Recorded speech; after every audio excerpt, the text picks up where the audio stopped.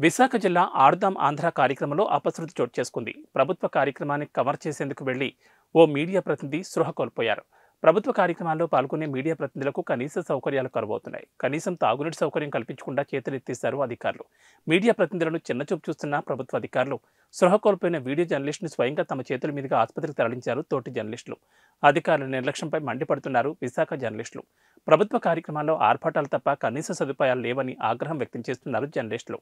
Media ప్రతినిధుల కనీస సౌకర్యాల కోసం లెక్కలు చూపిస్తున్న అధికారులు బిల్లులు క్లెయిమ్ చేసుకుంటూ మీడియా ప్రతినిధులకు మొండిచేయి చూపిస్తున్నారని విశాఖ జిల్లా అధికారులు మీడియా ప్రతినిధి ఆరోగ్యంపై పలువురు మీడియా ప్రతినిధులు ఆందోళన వ్యక్తం చేశారు. ఇలాంటి అధికారులపై చర్యలు చేపట్టాలంటూ పలువురు డిమాండ్ చేశారు.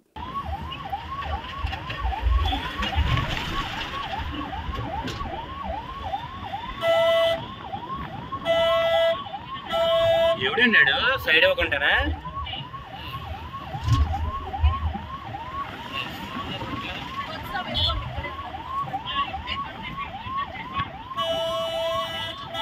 రే నిఖిల్, రే తమ్ముడు, రే ఏం మాట్లాడమ్మా, మాట్లాడు.